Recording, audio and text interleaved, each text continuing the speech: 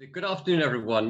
My name is Gerard Charles. I'm the Artistic Director of the Royal Academy of Dance, and I see that we've still got a few people just still joining us. So before we start our conversation, I'd just like to take this moment to say thank you for joining us in these most unusual of times. Of course, we're trying our best to connect to people as best we can, and certainly through the magic of Zoom and other such things, it really does help bring us closer. We're hosting a series of discussions on many different subjects, and I'm glad you're all here today to talk about male dancers and dancing. And I'm very pleased to introduce you to my 5 fellow dancers in alphabetical order, so there's nothing preferential here, but this is my last name in case anyone's wondering. So we have Sean Bates, who is the first soloist with the Northern Ballet here in England. Alexander Campbell, principal of the Royal Ballet Company. Chi Chow, a former principal of the Birmingham Royal Ballet and now a teacher and tutor, traveling the world. Chevelle, Dynott, artist from the English National Ballet Company. And Iain Mackay, former principal of the Birmingham Royal Ballet and now the director of the Yorkshire Ballet Seminars. And they all have some kind of tie to the Royal Academy of Dance too, which is really great for us. So to get things started, I would like to ask our guests a question. And this was posed by Caden. How did you start dancing and when did you know it was going to be your career? So let's start with Sean. We'll go in alphabetical order.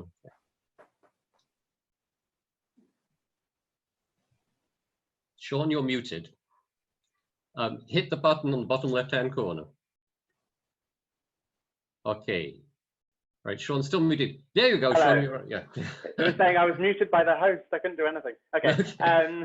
My introduction to dance, I was always a real mover. I was always dancing around the house, and one of my friends was doing ballet, and I went along to one of his classes, just absolutely fell in love with it, and begged my mum, take me to ballet, I'd love to go. I was only 3 or something, and yeah, she took me along, and I started RAD classes with my local dance school, and she was good at spotting talent. My teacher was very good for those early years, and she got me to audition for the Royal Ballet School. So following on from my RAD, I was able to go through the Royal Ballet School. Yeah, that's how I started. Okay, very good.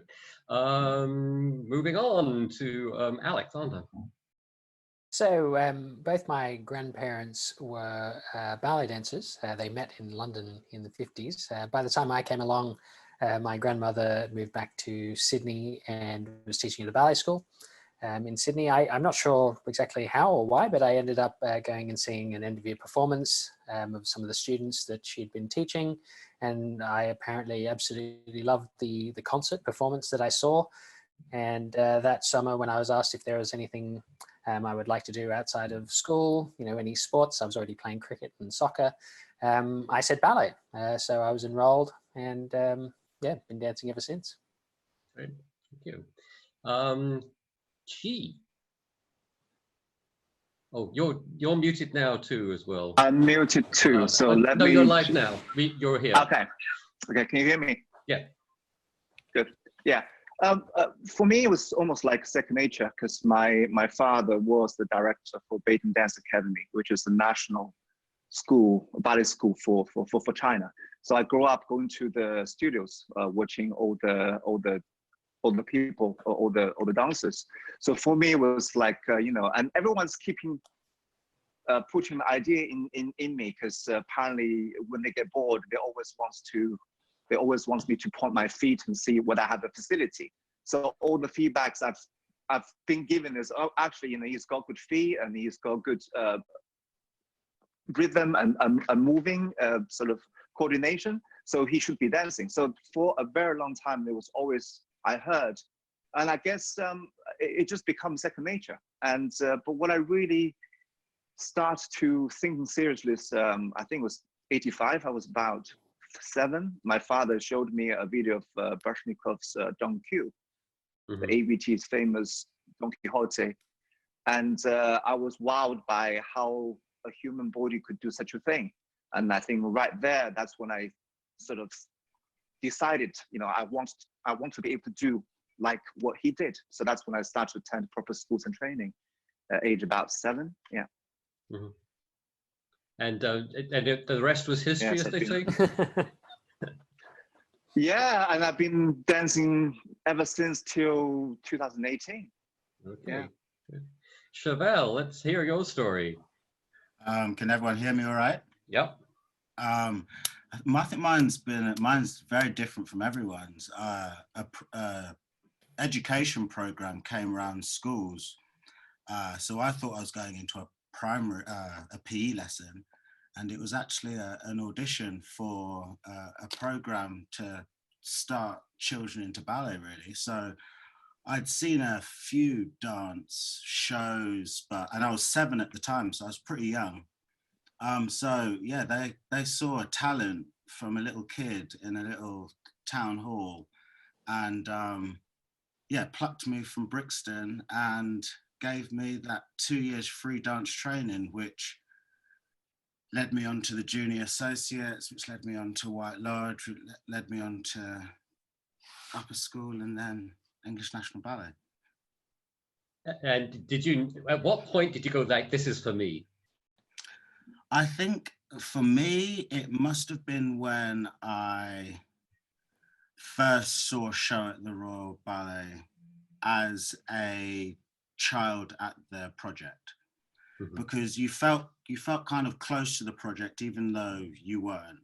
And to actually see that, listen to the live music, see the dancers do the big jumps, turns on stage, yeah, I was transfixed. And that must have been about 8 or 9, which was good because I needed to get to that point before I joined White Lodge, I think. Yeah, very good. Iain, so I was kind of like Chevelle. I kind of get tricked into it, not by thinking it was a PE class, but my brother was desperate to learn how to dance because he loved the TV program Fame. And Leroy at the end of the opening credits used to do a big split leap, and he used to say, I want to do that. So my mum, neither of my parents knew anything about ballet, so they took Rory to a local ballet school in a church hall, and he loved it, but he said at the end of the first lesson, I really like it, but I'm the only boy, at which point everyone in the room turned around and looked at me. So I was drafted in from that point. I remember when we did small shows within the church, we would do performances for the church, and I loved performing. I absolutely loved it. And then when I was 11, through the junior associate scheme as well, I ended up performing with Scottish Ballet, and it was the first time I'd ever seen professional dancers. And I hadn't actually realized that to that point that this was a job, you could pursue this as an adult. And that was the point where I realized that's what I wanted to do. I stayed in Scotland until I was 16, because my parents didn't want me far away from home from growing up in Glasgow. And then at 16, I joined the Royal Ballet Upper School.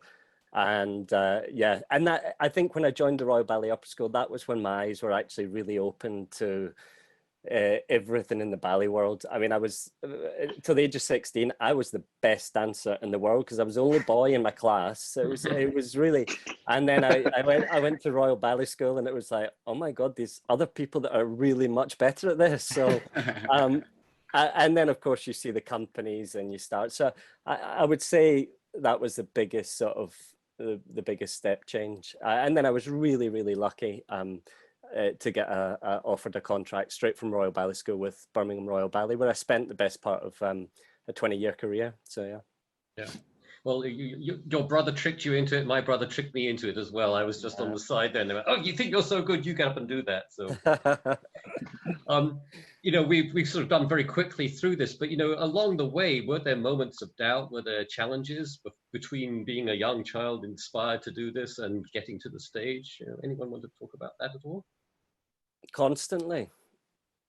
Yeah, like constantly. There was the challenge of being 12 and being the only boy, and we had a lot of, I didn't have any friends that were dancers. They were all outside of dance and primary school and things like that, and so that was hard. And then you go over that, and then you get to 15, 16, and puberty is well and truly kicked in, and you know, my mum's saying we've got to go to senior associates on a Sunday, and I'm saying, no, I'm wanting to do this with my friends, and I want to, you know, sure the other guys are the same, right? There's always... For sure.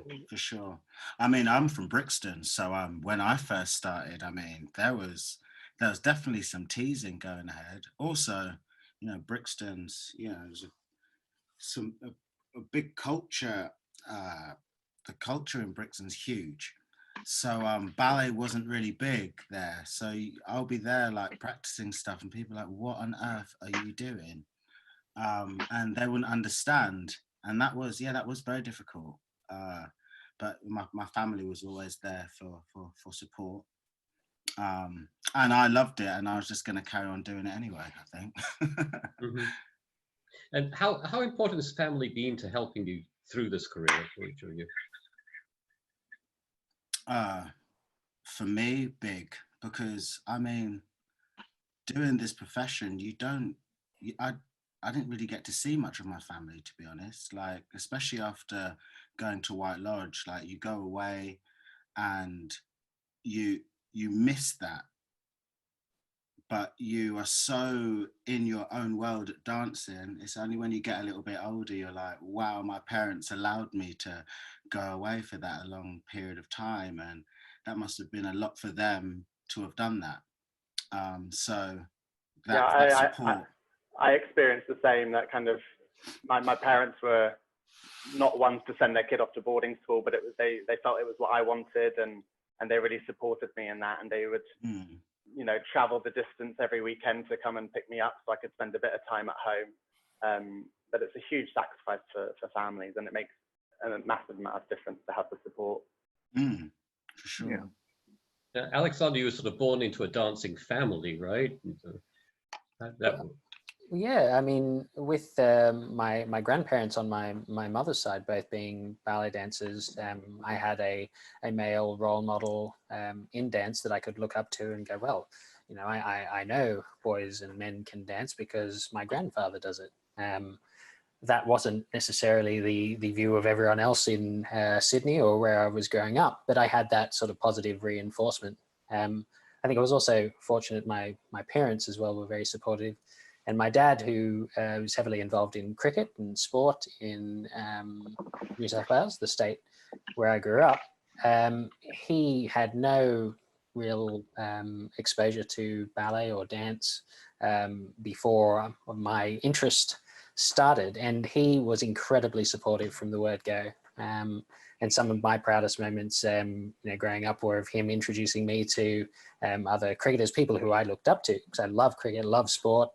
And my dad would say, oh, Alexander, he does something really cool. He does ballet. And so it was always a really positive thing in my, you know, cocoon or bubble of my family, which certainly was, you know, a massive help to get me through, you know, the other maybe preconceived ideas that other people might have had that weren't the same.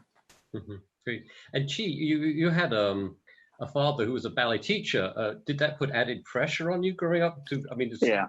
In the business, but Well, yes and no, because China is very different, because we are entering the school already at age of 9. That's all. It's almost like the Royal Ballet School. So everyone is doing ballet. So you don't have a lot of people who's pointing fingers at you. Also, at the time, ballet is considered to be a very glamorous art in China. It's like really high, sort of high class, because it's very different. When I grew up, you can't just go to a ballet school. There are non-ballet schools apart from the professionals. So you have to go audition. When your physicality meets criteria, then you get selected. So for us, it's that, like, you know, a lot of us that you get in because it's almost like the country chose you. And the goal for us is to go out and to win medals. We didn't know anything about performing or full length. We were, you know, that's how we've been told. You go out, you win the medal in a big ballet competition. That's basically the highlights of your career. I was very lucky with my father, because he was a director for the school, but he also studied in Paris Opera for a year. So he understood the idea that they're more than just, they're more than just the medals. There's actually career. You can be an artist. So going into school, because my father was the director, I never, because everyone was scared of me because my father was the director. But at the same time, I remember my father said to me that because you're my son, that every teacher knows you, that if I hear one report that is negative, I will fire you right on the spot. So for me, that was the pressure to not do anything wrong. Because it's my father's reputation. Everyone would say, "Oh, look, Miss Charles' son is doing this and doing that." But luckily, I was, I was quite a good boy. I really loved ballet. I can't think of anything else. I was happy to stay in studio practicing because that gives me the most joy instead of going out. So I actually didn't get into any troubles while I was in school. So yes, there were pressures, and but ultimately, I think for me, it was just, I had a very smooth ride all the way up to the company. I'm very grateful that what I have from the training to get to my professional. So I'm probably one of the few that can say that. Yeah. So yeah, for me, there's not much pressure really. I love the way in Beijing it was deemed glamorous. In Glasgow, it was anything but. I know. I know. Glamorous is not what they described what I was doing. When I came to UK, I thought this is going to be the same. I was very proud wearing the T-shirts of Royal Ballet School and telling everyone I'm the ballet student. A lot of my classmates were like, "Mate, don't do it, don't do it." And I was like, "Why? Why?" But then obviously then you get understand, okay, why, But no, in China it was literally like people, if they know that you're a ballet dancer, they think you're special because you have a very good physicality to be able to select. There are about 30,000 people auditioning. They only take about 30 every year. Wow. At a time. So for us, it was very different. Yeah. I think as well, like for parents who have nothing to do with the ballet world and maybe don't understand it, I think it's a really hard thing for them. Like it's really hard for them to understand because you're always reliant. I mean, like Chi was saying about his parents knew what a good foot looked like. Like my mum and dad know I had 2 feet. That's good, right? Yeah. That's So they were reliant. Yeah. They were reliant on things like, so when we started doing RAD, for example, and we started getting, I'm not bragging here, but getting distinction on exams and things. It was sort of, I know. always smiled as you walked in, Chev. Big smile. But that was real affirmation for them that, okay, they have got talent at this, because they were always reliant on someone else saying, Iain and Rory are really good at ballet. Oh, are they? Okay, so I think it's really hard for parents they have to, which is why it's great when the parents can. Then I remember my dad, we kept it quiet where we lived in a small village, and my dad didn't shout about it until he saw us do our first performance with Scottish Ballet. And then he thought it'd be a really good idea to write to the local newspaper saying how proud he was that his sons were in the ballet and they'd done. Everyone knew then that we did ballet. I mean, it was the outing. So I think that's where a good teacher can really support the parents, which then in turn really supports the student. That's the difficulty. Yeah, I think the amazing thing about the dance world is not only do you make some amazing friends in it, but there's an awful lot of talent that you actually do acquire as a dancer that maybe you don't realize until you get old like me and you end up doing a whole range of other things in your life. I just wonder, beyond performing, which of course is tremendously rewarding, what else has dance brought you to? I mean, we've got a couple of retired dancers here now, but like even as an existing dancer, there were so many wonderful things that I found were great about being a dancer, actually sometimes better than some of the bad stages you had to dance on. But can you tell me a little bit about, what else dance has brought to you, meant to your life, and any sort of... I think I would say traveling for me. I mean, as a kid, I always liked to be out and about anyway.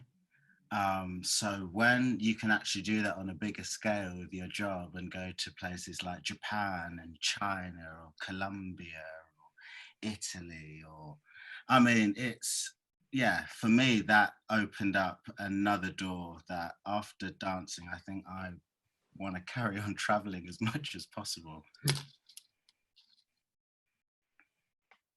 Iain, you've gone. I mean, you're still in the dance world, but you're a lot more responsible now about the future of other people as well. That's debatable, Gerard, but yeah, absolutely. In terms of what else, I mean, because of the ballet world, because of pursuing a career in dance, the one thing that was always, you meet the most amazing people. You know, it's quite a bubble, you know, because we're all so focused, but you meet, I mean, some of the most dedicated, disciplined, funny, intelligent, you know, languages. I mean, I speak Spanish because I ended up marrying another fellow dancer in the company, you know. Like Chev says, it opens you up to whole new cultures, an understanding of different cultures and different people. It really does, and a lot of people gone about it, but when you do move in, you can see a lot of dancers, because from the age of what, 5, 6, whenever you started, all you do is take instruction. You do as you're told, you know. So actually you find that a lot of people then, when you go in to do other stuff, whether it's in administration or fundraising, whatever, you can learn quite quickly, because generally, if a dancer's told twice what to do, whether it's get in line, stretch your foot, the third time you don't really want to hear it. So, you know, you've got that kind of built into you that you're just really good at absorbing information and then turning it round and using it. And you see that a lot with dancers, a lot. Mm-hmm. Yeah. Mm. So I think there's a positive as well in that it's a short career, so we're all forced to do something else the rest of our lives, and I think ballet gives us such a broad way of learning that we can take that into whatever we do after dance, whether that's in the ballet world or not. So it's like a second opportunity to have another career. It's pretty lucky, because most people spend their whole careers deciding what they really want to do, but we've got that bit out of the way with. Yeah, I mean, for all of you, do you feel that, you know, you made the right decision? This was the career. Yeah, for sure. For sure. Yeah. I mean, I think there are certain. Oh yeah, absolutely. I think there are certain skills that I don't know that I've got yet, because I'm still dancing, which I'm really looking forward to seeing them a little bit more if they're highlighted. Now, at some point, Tristan asked this question. You probably dealt with some kind of rejection or disappointment in casting or something like that. Can you talk a little bit about, you know, how you deal with that and, you know, bringing yourself back up, and, you know, what?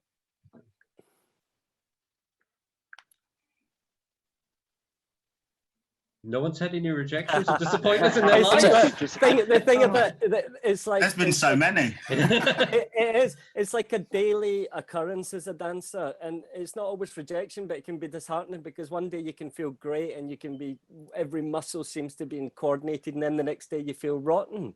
And it's that pursuit of constantly striving for the best that you can be. Inevitably, there's always going to be times where you don't do as well in an exam, you don't get an audition, you don't get into the school you wanted to get into, you don't get into the company you wanted to get into, once you get in the company, you don't get the part you wanted. But, you know, it's kind of part of the learning. It's kind of what makes you better as a dancer. The most resilient dancers are the ones that have faced the biggest challenges, you know. It's and everyone faces them. It's a tough career. It's really tough. Mm-hmm. I think also sometimes you have to think, I think if 10 people look at a picture, not everyone's going to like that picture. And I sometimes have to think, if I didn't get something for a casting or for whatever reason, that person probably didn't like me, but I know someone else probably would have. So I think sometimes you have to flip it in your head a little bit, just so you can carry on going. or it's a spiral, and you don't really want to spiral.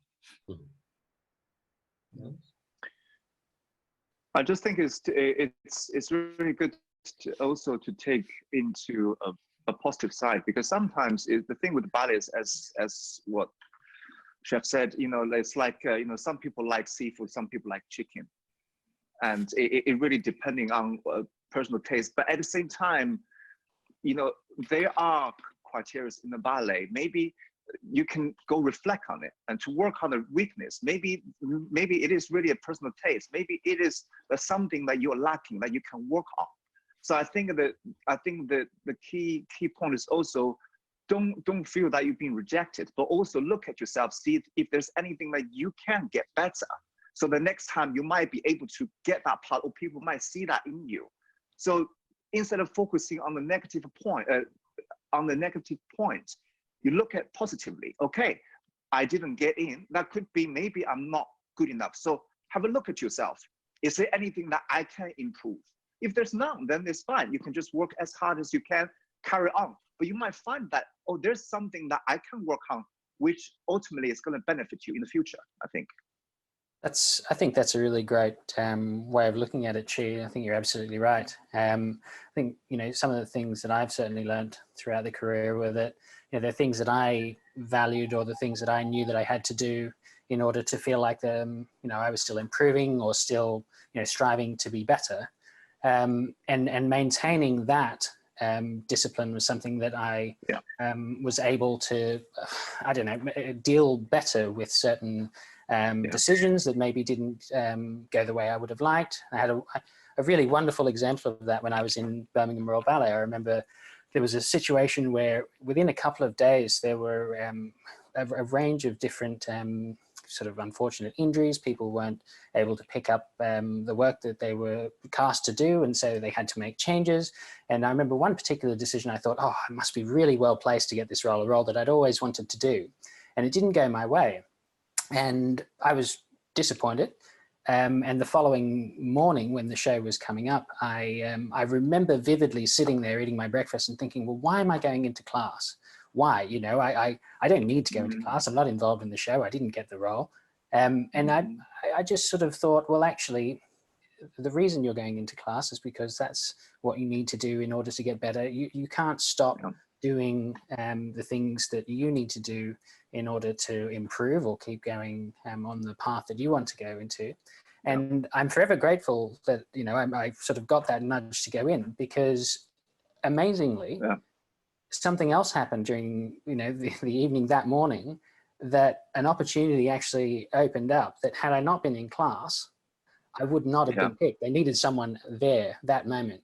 And so that was a really sort of powerful learning tool for me, because the experience of just, even though sometimes they don't go your way, they can also go your way as long as you're doing the right thing. I think you're in a better place to deal with that.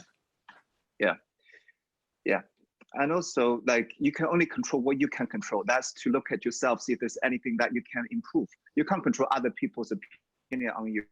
So don't about it. They've got the right to choose a chicken burger or a beef. Is try to look at yourself, see, is that the best you can do? As simple as that, really. Don't worry about other people's opinion in that sense. It's not rejection, you know, but use that opportunity to motivate yourself so you can really get better.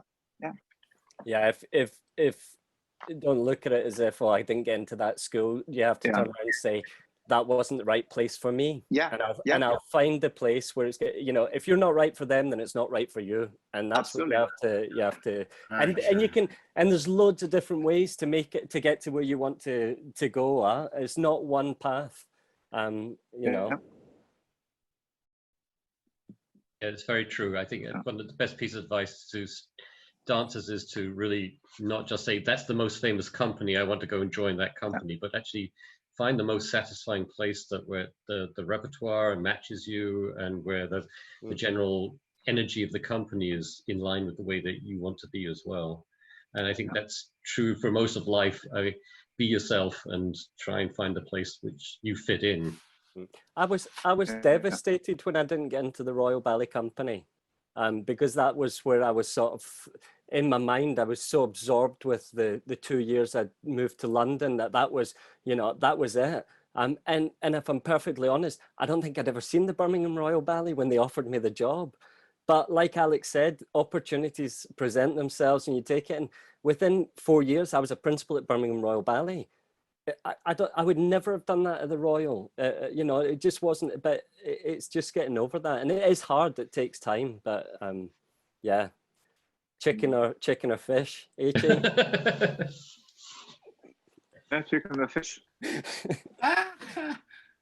Well, we had a question here about what would you say to young men who would be interested in dancing but not necessarily interested in a career? Is there a fine place for them to be?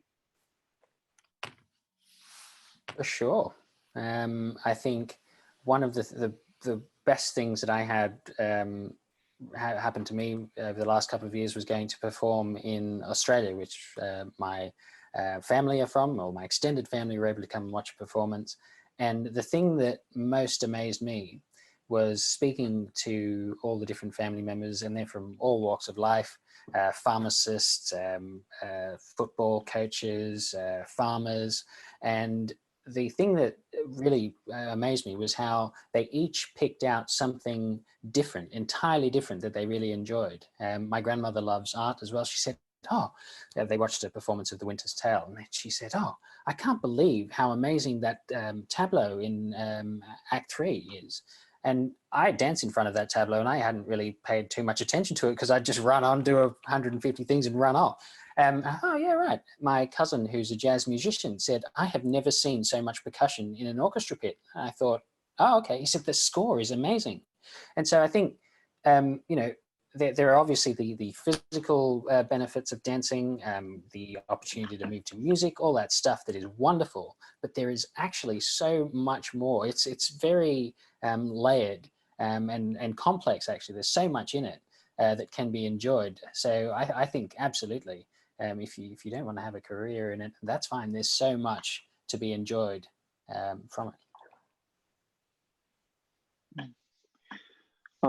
As the question says, you know, they just want to do it for fun. If it's fun, then if you're able, then do it. You know, a lot of times, sometimes when the fun thing becomes, I think I probably say it to most of us, all of us are probably really loving it, but there's some point in our career when it becomes a job, there are points you just want to go, okay, I really don't want to do this anymore. And it is also part of the thing that when something you love so much becomes a job, that you have to go do it, whether you feel like it or not, that becomes almost a burden.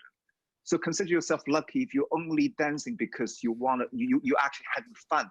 Then I would say go and do it, because you know towards the end of my career, it was a discipline that carried me through. It was no longer fun because my body is aching, and I'm worried about what the transition is and this and that, and I'm not as good as by 5-10 years ago. Why would I do this?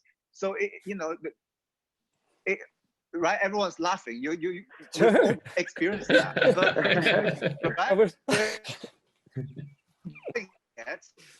Everybody's criticizing you. Oh, he's not as good as before. You go there and you're having fun. Why not? I say go and enjoy it. You know, yeah.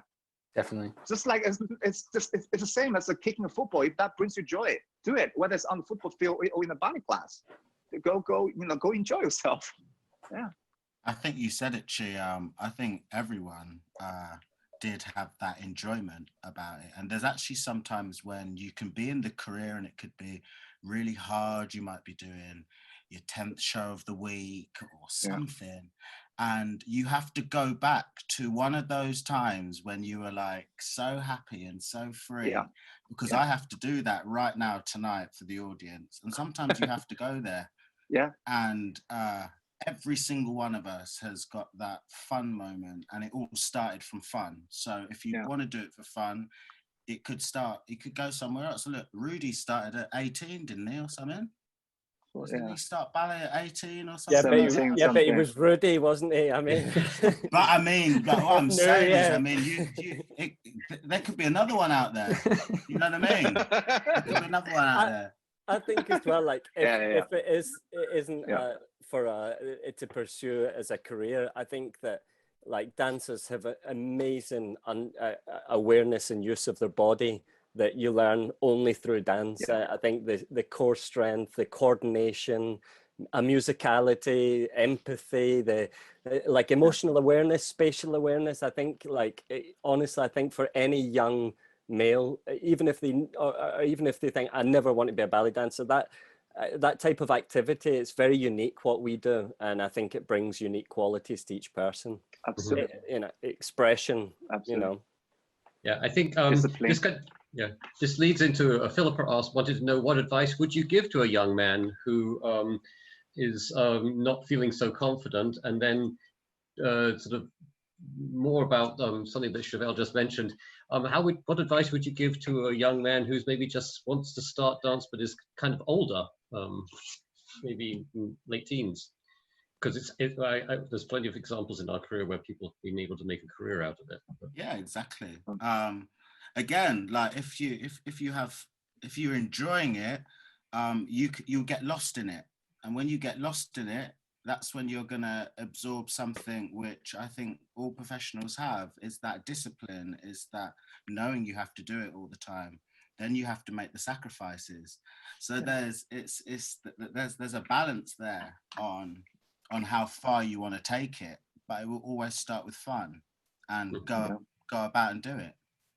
I think there's been a huge shift, certainly, you know, my experience from, you know, being when I started taking classes all the way through till now is I think teachers in the past maybe used to try and find talent that they could shape into professionals. And if they weren't able to, you know, accomplish certain things by a certain time, or they didn't have the physical capabilities that would lend themselves to a professional career, it was almost seen as, oh, well, don't carry on doing it. Whereas now, I think it's encouraged, and there are so many more opportunities for things like adult ballet classes. I know the RAD has done wonderful things with that. And I think that's really great, because it should be encouraged that you can continue to dance, to do ballet as a hobby or as an enjoyment. And you can start at any point. There doesn't need to be, you know, the fact that you started when you were 5. It really is open to anyone. And I think that has been a really positive change, and certainly one of the things that I've enjoyed seeing most. What do you think, this is from Laura, what do you think would help keep boys engaged in dance? I mean, you know, obviously, or maybe I'd like to ask it a little bit broader. Obviously, we really have enjoyed dance. We were drawn to it. What do you think it is about the dance world that we could sell other people on?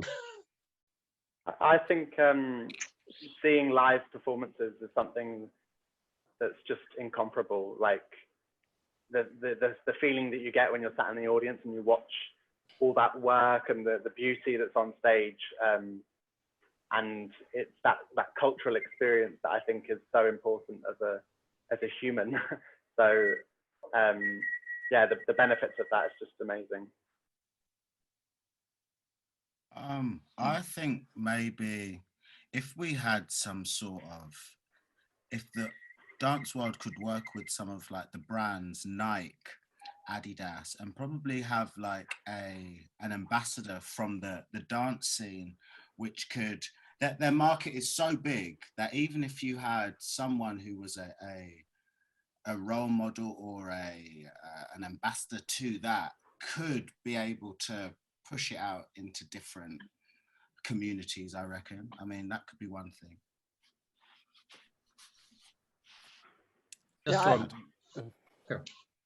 No, I think as well, it's interesting, like for boys, it's a lot of it's to do with the environment. So like I always found like big ballet studios were quite a sterile, they're quite a difficult environment, but I imagine like Chev going into the PE class environment and then being exposed to dance is a very different approach to, and could probably keep tricked. I was tricked. Exactly.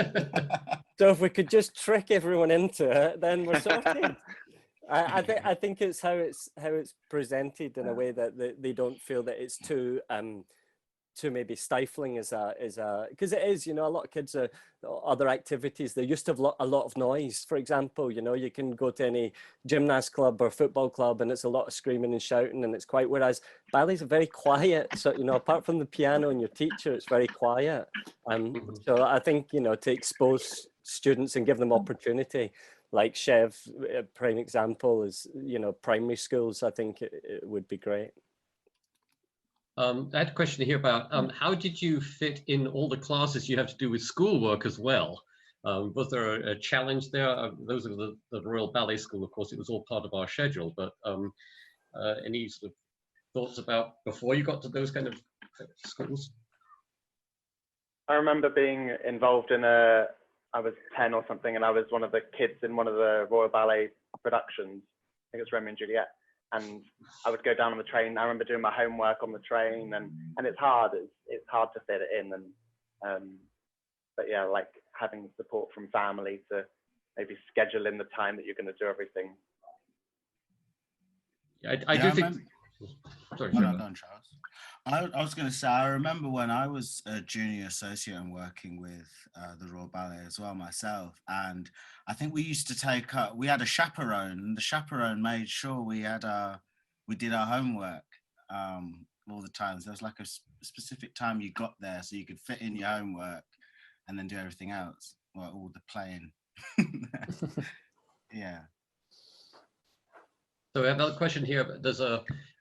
We all have auditioned at some point, and what is what's the best preparation for an audition? What do you think about? What do you try not to think about when you're facing that moment where someone's going to be making a decision about your future? Be yourself. I know that sounds really cheesy, but like it's really and I think, you know, if they can see a little bit of your personality, it can really. They can then see you as a dancer, especially for if you're looking at vocational schools, you know.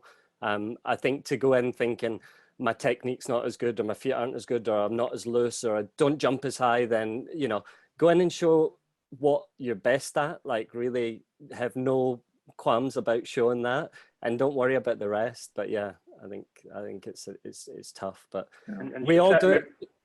Showing how much you love dancing. That's something that I think that the best people that improve the most are the ones that love it, and they do it for themselves and they enjoy it. So it's hard to show that in an audition when you're just thinking about, oh, how to look the best I can. But sometimes it's not worrying about falling over and making a fool of yourself. It's about showing that you want to try and you want to learn and you want to just get the best out of that class that's the audition. Like, do it for yourself. I reckon I wasted about 3 years of my career where all I cared about was what everyone else was saying or thinking, whether it's my director, choreographer, my colleagues, like all I cared, and it really wound me, like it was not positive, you know.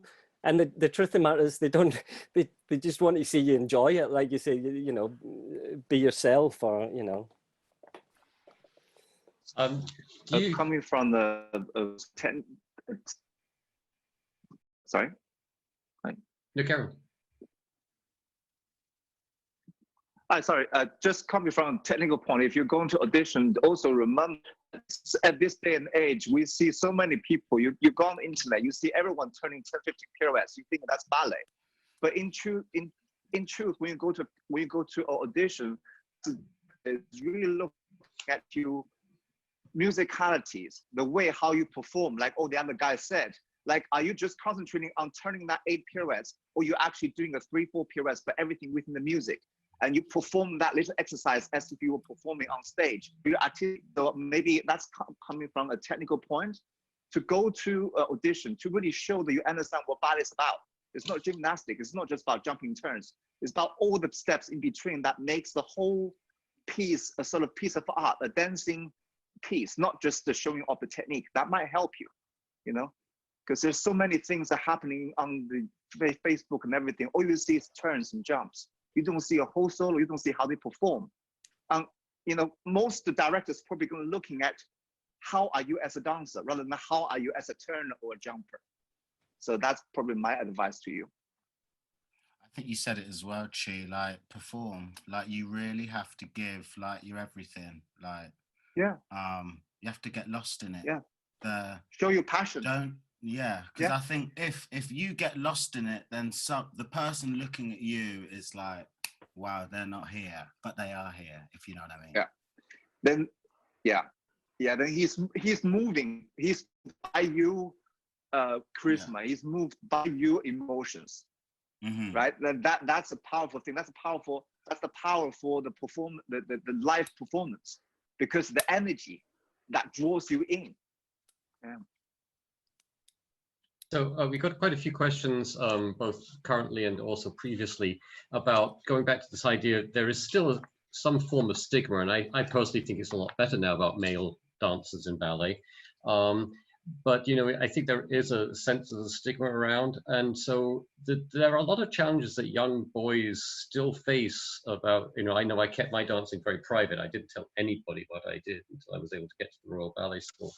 And I just wondered, you know, what would be your best advice to a young man today who's dealing with maybe outside pressures about his choice of what he wants to enjoy doing? I think this particular time has shown that technology is incredible. You can connect with a lot of different people all over the world. So it's not impossible to find like-minded people, and I think that there are wonderful ways for boys or families of boys to reach out and see other people who have either had careers or are going through studying at this exact moment. I think knowing that I had the support of my family was obviously a huge benefit to me, but I have friends who didn't have maybe immediate family support, who were able to find support in other students that they had met through either competitions or even exams, and that was a huge source of comfort for them and also inspiration to carry on going. I think it is easier, hopefully, for us now with this sort of technology to be able to find those people, reach out to them, try and find them, because they are out there. And I think, all of us here would be more than happy to, to help as much as we can to help anyone get through this sort of stuff. So, just try and find it, because it is out there. Yeah, I think, Alex, you're right. I wish Facebook and Instagram was around when I was starting, because you could find little communities. You can have friends that, you can speak to, share videos with of, someone doing something amazing. I mean, I didn't have any of that. I felt like, I had to keep most of the things to myself, or like speak to myself in the mirror or something. Now you can have so many conversations with someone even across the world who might be starting ballet or something. You might be in the same boat. Yeah, use technology while it's here, because it's making things a lot easier in some ways. Yeah, I think one of the things that we're hoping to do with our Project B is to actually have some kind of forum where we can help link people who are interested in ballet all over the world, because we are so international. That's certainly the next step for us, is to try and get that kind of presence, so that there is the opportunity to have more forums like this, so people can hear people who've gone through this life, what it's like, and also to able to ask the questions that they have. So there's a question here. This is one of those telling ones. What is the best moment in ballet for you? For me, I love doing ballet Lost in the moment, just like Jeff said.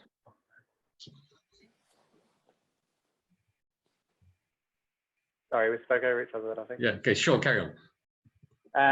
I love doing ballet class every day. That's one of my favorite times. I just get to do, work up, build up. You feel creaky and rubbish in the morning, and by the end of class, you feel like you could do anything. And that growth, that gives you confidence for the rest of the day.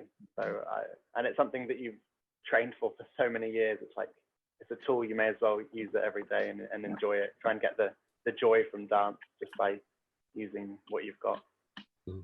That's great because for me, whilst I can appreciate the benefits of class and it's non-negotiable. You do it every day. It is not my favorite thing to do.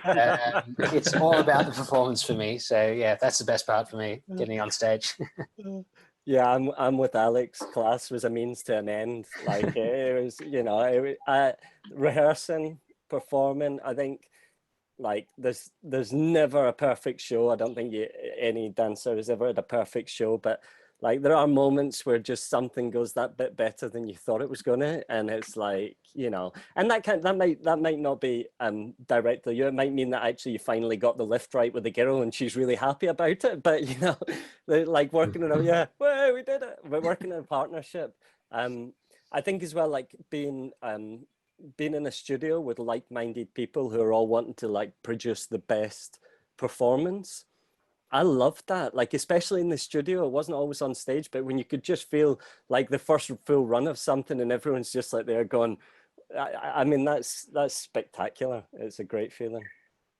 I must say that I always thought that as a soloist, I was going to get my greatest moment, but it was actually when I did a male core dance that we felt the best, because there was a bunch of us all working together to get this thing together, and no one was featured, but it was really very satisfying. Yeah. I mean, I think for me, it's a sense of achievement.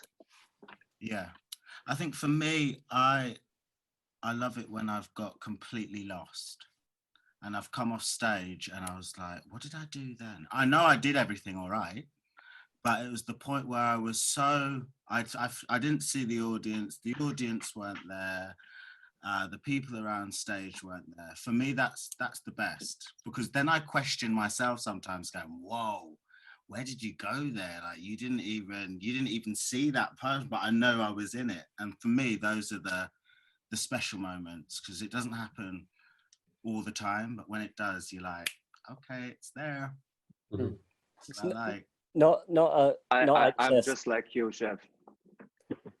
Not really a special moment in a good way, but one of my greatest memories of being on stage was when we were doing a ballet, and she and I had to walk over to the main character and we had to stand, and we had changed our outfits, and the main character looked us up and down and we all did the same thing, and we looked down, she had come on with these warm-up boots on.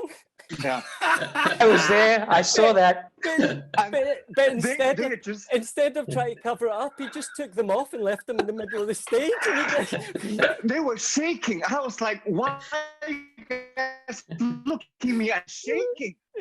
Ian is on my side. I was like, why are you shaking? Then I looked down. My boots is right there. I was like, okay, I'm just gonna leave them in the middle of the stage. It's just small things like that that gives you that joy as well. That was never. And nobody saw it. Nobody saw it from the ballet stuff, because my boots were the same color as the floor, so nobody saw it. Oh, that was good. I have a quick question. There's a lot of questions. Obviously, a lot of us studied with both male and female teachers, and I think I've certainly grown a lot from both of them. But there's a moment where, when do you think as a young man it's important to have a male teacher to work with? I don't personally believe it is. My first two teachers were females, and they were the best teachers I could have ever had. I mean, really, and they were far scarier than the male teachers that I got later on. Like, I just think if you're a good teacher, you're a good teacher. I think when I got to, I guess when you get to 16, the older ages, it's really helpful in terms of the jumps. But yeah, I once asked Carlos Acosta the same thing, and he said in Cuba they were all female teachers, all his teachers, and they know how to teach you the tricks. They know how a double tour mechanically has to be. They know that what a fifth position, it's. I think good teachers are worth their weight in gold, no matter what sex. Mm-hmm. Yeah. I think it's really about the teachers and their ability to teach you what you need to know, regardless whether they're male or female. Just because it's male doesn't mean that it can give you more guidance to do a double two, as Iain said. You have to be able to have that knowledge, and that's regardless of the sex. It could be a male or the female. Yeah. And sometimes it's regardless of their own experiences. The best dancer doesn't necessarily mean the best teacher. One of my favorite teachers from when I was younger was, Absolutely. you know, she'd never performed as a professional. She went straight into teaching, but she, like you say, you know, you know how to teach everything, and it doesn't make a difference. Well, I see that the clock is beating us here. In fact, we've actually overrun a little bit our time, but I really wanted to thank all of you so much for being part of this conversation. I wanted to let people who are watching right now know that this is being recorded, so it will be made available on our website. So if you want to see it again, or if you know anyone else that missed it, would like to see it, it will be available for that. And just like imparting, if each of you could give the best word of advice you could to someone starting out in this dance world, what would you tell them? Besides being yourself, we did that one. I think, you know, you've got to be prepared to work hard, but I think one of the things that I wish I'd done earlier was to engage more with my other fellow students. Not only, you know, would I have perhaps learned more from them technically, or, you know, just generally, they're very interesting people in and around ballet, so you can learn a lot from the people who are in it. Yeah, and it's such a special, dance is so special, and I think we can share it and show that you can love what you love and be proud of loving dance. I want to say that go give 100%, give all you have, because towards whether you stop dancing or whether you pursue a dancer's career, and when you finish, you know that you're giving the best and there's no regrets. So while you're doing it, give all you got, and so you won't have regrets. We would say goodbye. Yeah, I would say for young dancers, if it's your passion, like, just fight for it, go and get it. But I'd also say enjoy yourself and keep your personality along the way, because sometimes you got to laugh. Mm-hmm. Yeah, I think I would say the same. You have to have fun, definitely show a bit of your personality, because sometimes that's what will keep you through sometimes, like, and yeah, really, really enjoy it, because it's so short. And yeah, you don't realize it's gone until it's going. So enjoy it. Very good. Well, thank you very much, everyone on the panel, for joining us. So thank you, everybody at home. It's been great to speak with you. I hope you found these conversations interesting. And I really hope that we can hold more of these kinds of events as we move forwards. But please, wherever you are, do enjoy your dancing and keep going at it, because it really is, it's been a very rewarding career for me, and it's been over 40 years now dancing. So stick with it and enjoy yourselves. Thank you so much. Thank you. Thank you. Thank you. Bye.